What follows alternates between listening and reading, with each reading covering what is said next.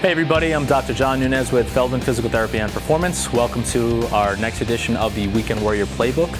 And today we're going to talk about how to build and design your own program, your own strength routine, or your own exercise plan, whatever it is that you want to do to get active again. Whether you're deconditioned, you used to work out, you used to do things, and now you want to get back into it, and you're like, you know what? These magazines have so many different exercises in them, and they all sound great. Where do I start? Or if you're somebody that's looking to start a strength training routine or looking to get active again and you want to stay healthy and fit, but again, you don't know where to start, or there's just so much out there and you want to help sift through the madness. Today's segment, we're going to talk about some of my favorite exercises and movements that you can do. There's about 6 of them, and if you focus on those, you're going to do yourself a lot of favors. Keep it nice and simple. So hopefully you guys remember the videos that Justin and I did about the hinging, the lunging, and the squatting from one of our first episodes of the Weekend Warriors.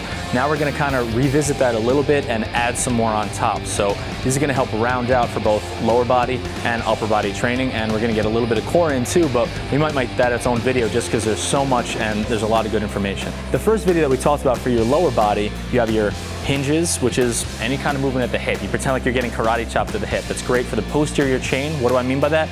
All the muscles down the back of your legs and the back of your body. They do a lot of good work to help keep us upright and also push us forward throughout the day. But keeping us upright posture, learning how to use these muscles in the back is really important for body health and performance if you want to be fit or active. So your hinge variations are going to be great for that, as well as your squats and different squat variations that we talked about. You have your front squat, your back squat, you have a goblet squat or counterweight squats. There's lots of front variations and back-loaded variations, so you can take a look at those if you want to refer back to our other videos from the series.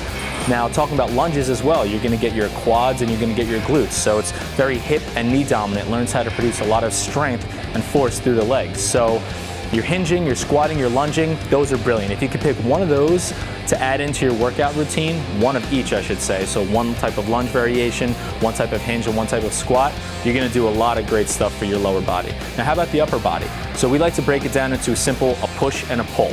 Now you can have different types of variations for each. You can have a horizontal push and a pull, which is a bench press motion. You can do a seated chest press or on the floor if you turn your body, or if you're pulling, you can do any kind of row variations. And TRX straps are great for that nowadays. It's a great versatile tool. The gym has a lot of different types of rowing variations also. So your horizontal push and pull are going to be really important for keeping nice strength through your shoulders and your back.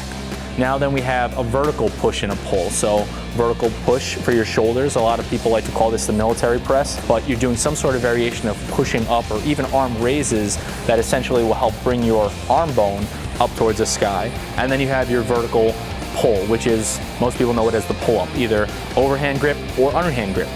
And they're going to do different things for different types of muscles depending on your grip. So no one is better than the other or worse than the other. If it's appropriate for you, then you're going to do yourself a lot of favors for your shoulders and your back as well. So horizontal push and a pull. We love to get people to be able to do a single body weight pull-up. It's a really great measure of strength. It just lets you know that, hey, listen, you know what? Your shoulder joints, your core, your body, you're getting strong enough and you're creating enough balance throughout your body to tolerate a movement like that.